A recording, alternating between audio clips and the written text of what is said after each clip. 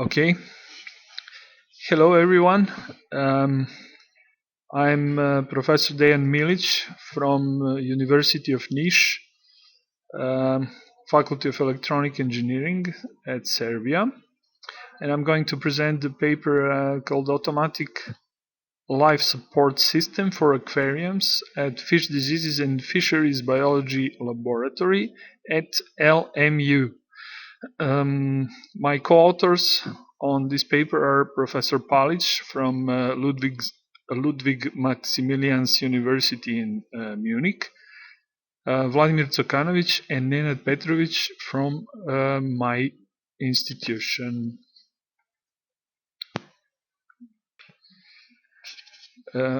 Okay, so this slide shows the system tasks that we envisioned before even starting this the implementation of this life support system. It's about what it should do, what it is, what devices should encompass, and so on. So basically, we are sure that it's going to be a network of sensors and actuators. Obviously, sensors meaning something that senses, measures some parameters, physical parameters, and actuators are actually things that interact physically with the laboratory devices and hopefully change some of those parameters. Well, what is it for? It's used for automatic life support for aquariums, for the laboratory.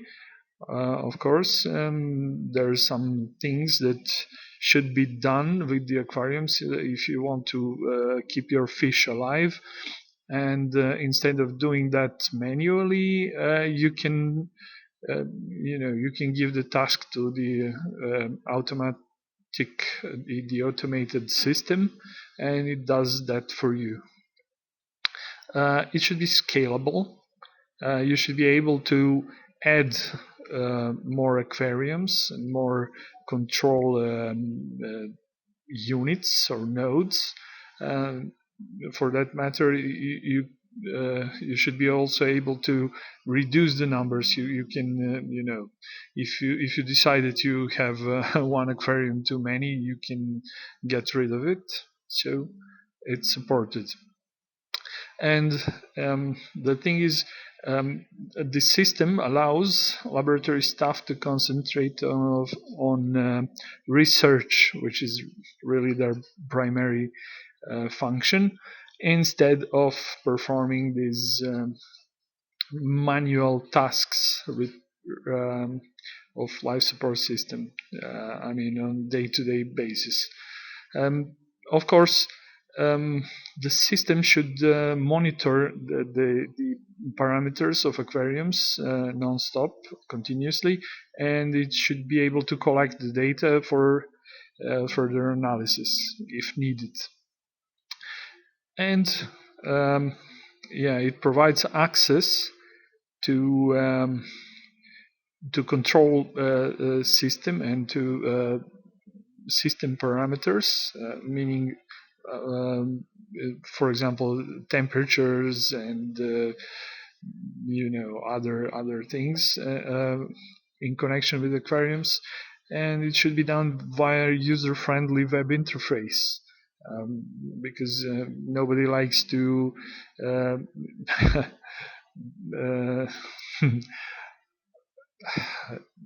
how shall I say this? To tune the numbers and things like that when you have a graphic interface with sliders and things to click and do some stuff, it makes it much more fun. Okay, so what were the options before starting the implementation? Okay, we could use automation of individual subsystems. For example, heating. You can envision a heater that works automatically. Once the temperature is too low, it switches on and then starts heating. Once the temperature hits the upper limit, it switches off and allows system to cool down. Well, basically you preset the temperature and that's it.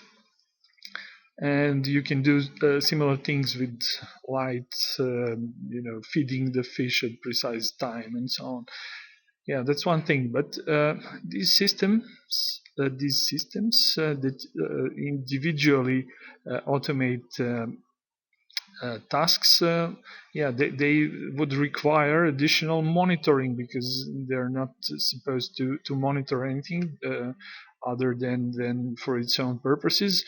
And of course, this additional monitoring that you need, that needs to, measure temperatures and light and everything, and provide the data that you can store in the database and later analyze and so on and so on. So this is easily doable with microcontrollers, which are really popular these days and really cost effective. And they can be quite advanced. They can use Wi-Fi, for example, to upload the data and things like that, and it's a quite useful thing. And the third option is full automation, based on single board computers, or SBCs, which is what we did. We concentrated and used Raspberry Pi as a single board computer in our configuration, and it's it is really more powerful than the microcontrollers, and it can do a lot of things. Network nodes. I mean, these are network nodes.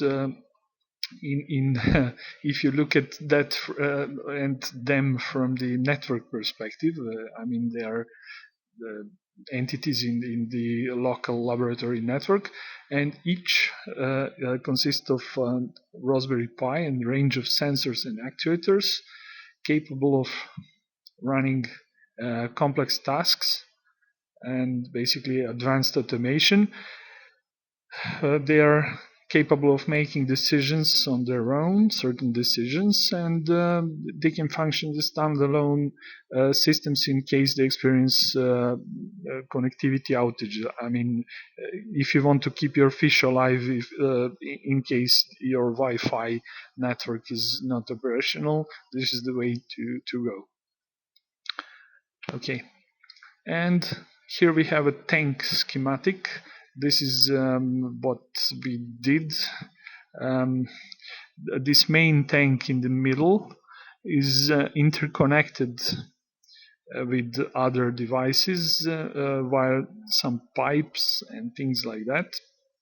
I mean, you need to have a filter, you need to have a UV lamp to sterilize the water. You don't want bacteria in your tank.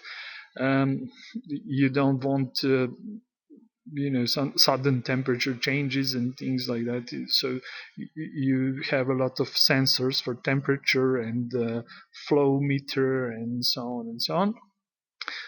And also each unit is connected to outside world via cold and hot water pipe, which can serve as intakes for cold and fresh water, basically, if you need to replace a part of the water in the system. And obviously, if you have an intake, then you have to have the way of releasing this water, and of course there are two valves for releasing excess water. There's also the pH probe, meant for water quality monitoring, and also electroconductivity probe, which you can use if you want to use saltwater aquariums and try some experiments with saltwater fish and whatever. Okay. And as for the automation, there are three common phases. These are recycle, rinse, and manual phase. Recycle phase basically recirculates water around the system, making sure it flows through filters and UV sterilizer and things like that. Of course, there is a constant monitoring of parameters with the resolution, for example, 5 seconds. I think that's what we use. And rinse phase replenishes a portion of water with a fresh amount, obviously at controlled temperature, because you don't want to stress the fish too much temperature wise. And these two phases alternate, and obviously recycle is the primary phase, and then you just need to have a few rinse cycles during the day. So these are automatically scheduled based on system parameters, time, monitoring data, and so on and so on. And obviously there is the manual phase, which allows manual control of the system. For example, if you're going to do some maintenance on the system, you need to turn off the pumps and open some valves and so on. As for the hardware, meaning electronic hardware, this is the schematic. This green thing in the middle is the Raspberry Pi, obviously, and it's connected to local network together with some other nodes which are identical. And of course, there is in the network we also have server and gateway, which connects the laboratory to the internet, and of course the user, meaning the laboratory staff, which can remotely control the laboratory. And on the other side, on the down part of this slide, we have a schematic that shows these sensors and actuators connected to Raspberry Pi. And this is done via digital interface, analog interface. There are some analog probes, also some digital probes with proprietary protocols and so on. But anyway, the Raspberry Pi can handle it all, no problem. What does the server do? It gathers and stores data from all the units in the laboratory. Obviously, it has a database interface, acts as a gateway that provides online access to each individual sensor actuator, and so on. Then, on demand, it presents the sensor data and its historical records in well-defined and organized form. Also, it has a role in coordinating and controlling mode switching of the unit nodes. Mode switching between rinse and recycle phases, and also manual if needed. And it allocates and it distributes network configuration parameters, for example, IP addresses to the nodes, acting as a DHCP server. So let me conclude this quickly. The system provides live support for a set of aquariums. Something like 15 units are in use right now. It provides continuous monitoring of the water quality parameters, which can be quite useful if you need to correlate the outcomes of experiments with changes of the environment. This can be realized with low-cost components. Raspberry Pis are not really expensive, and automation complexity is kind of shifted from sensors and actuators towards SBCs and server infrastructure. And of course, the reliability of the system has been proven over several years that we operate the system. We didn't have any major breakdowns and whatever, so the concept works. And okay, so it's a good system, good life support. We have the support of the fish, definitely. Okay. So thank you. This concludes my presentation.